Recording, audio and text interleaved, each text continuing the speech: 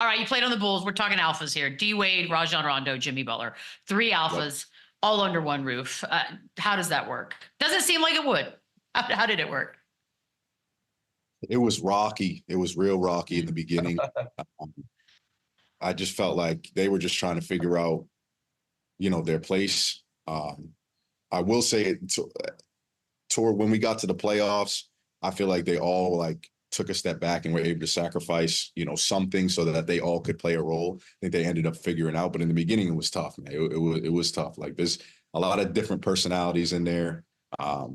Jimmy and D Wade kind of similar personalities in a way, and Rondo is a lot different. So it took them a little while to figme it out. And then a coach gets called soft, which obviously is a big deal. And of course, it's Jimmy Butler. So tell me about the moment that word drops.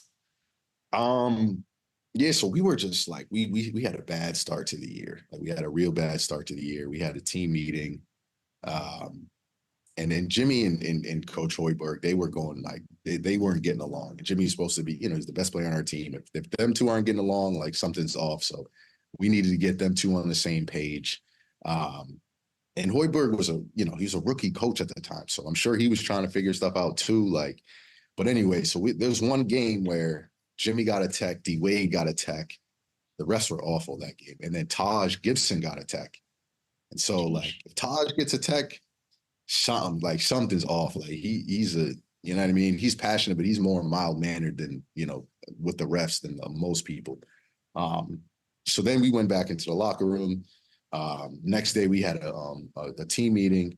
And so people were just like upset with Coach Hoiberg because, he wasn't out there on the refs, having the guys' backs like maybe he was supposed to.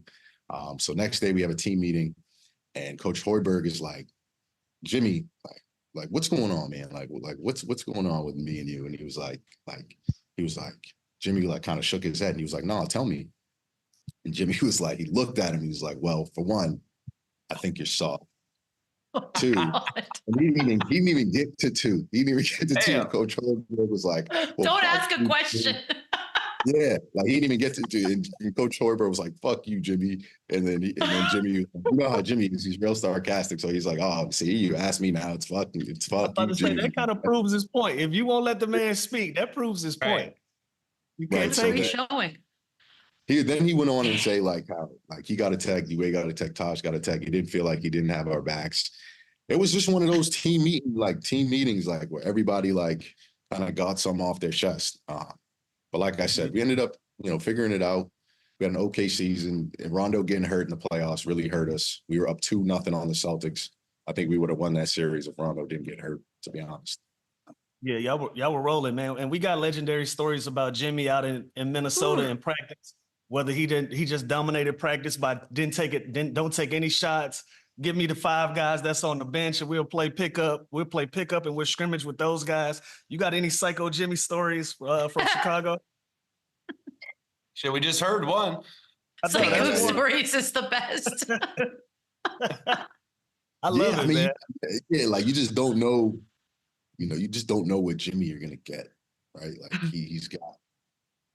he could, like you said, he could come in, he could dominate practice just by scoring the ball. He could dominate by not scoring the ball, like, he'd get into it with guys and then he'd be like, play me one-on-one after practice. They start playing one-on-one and Jimmy just torches him. Like it could be like I think he got into it with a 2-way guy one time.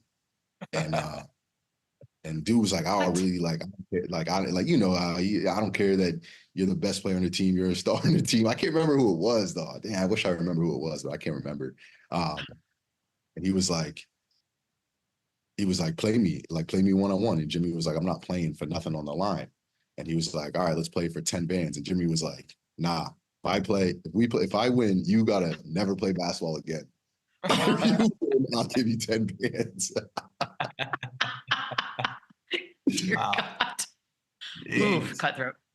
That's tough. It gets Michael, like that year, there was a lot of stories back then that D Wade wasn't fully bought in. He was kind of a bad locker room guy, which is hard to believe. Maybe it's true, maybe it's not. What was D Wade like that year? Because there was a lot of stories that he wasn't kind of buying into everything going down. Yeah, I mean, I think D Wade was honestly, bro, in a tough position. Coming from Miami, like towards the end of his career, in a new place. I don't know if he knew like exactly what his role was. Like I think that, having Jimmy and having Rondo, like I just think he was trying to figure it out. At times I could see why people would say that, like he's not bought in. He was injured a lot of the times. Like I think us as players needed to realize like he is older. Like so he would, for example, bro, he'd spend a lot of time on the table and like practice would be going on, or he would get frustrated that we wouldn't get him the ball in the right places. But then we would be like, well, how can we try to do this when we don't even get the reps at it in practice? Right. Like sometimes you're out, sometimes you're in, but like he's trying to save his body, he's trying to heal his knee. So it was just a bunch of things that we needed to try to, like, we were trying to figure out. And at times it got, misconstrued that, he wasn't, bought into the team, because he would say, like, he would be passionate. He'd be like, yo, like, I want to win. Like, I want to do this. If anybody's got anything to say, like, let's talk. Like, we'd have conversations. So it wasn't like it was things like he was just ignoring anything and like letting things go and like not addressing anything. He was, but at times there was some issues. But, as far as, there was times where he would be a leader and speak on his past experiences and try to put us on game with certain things and try to lead the best way he could. And then there was times where, maybe we thought he could have been, a better leader. Yeah.